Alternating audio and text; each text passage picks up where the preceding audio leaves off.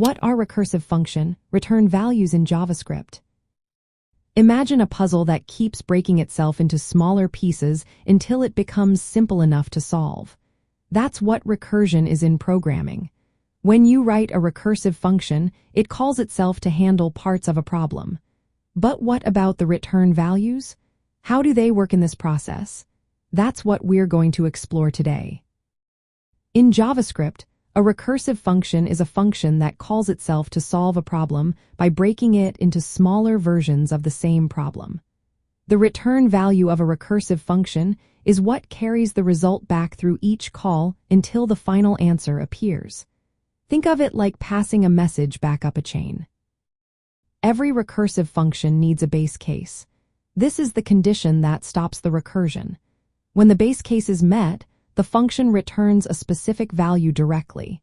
This value acts as the foundation for all the other return values that come after. For example, in a factorial function, when the input is 0, the function returns 1 immediately. When the base case isn't met, the function returns a value based on the result of a recursive call with smaller or simpler input. For example, in the factorial case, the function returns the current number multiplied by the factorial of the number -1. So, it calls itself with a smaller number, waits for that to return, then uses that value to compute its own return. These return values then travel back up the chain of calls. Each recursive call returns a value that the previous call uses to compute its own result. This process continues until the original call receives the final computed value. It's like stacking building blocks, where each block depends on the one below it. Using the return keyword is very important. When you make a recursive call, you need to return its value. If you forget to do this, your function will return undefined by default.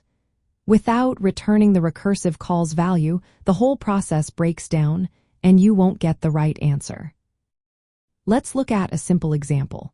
Suppose you want to find the sum of numbers from 1 to n. You can write a recursive function like this.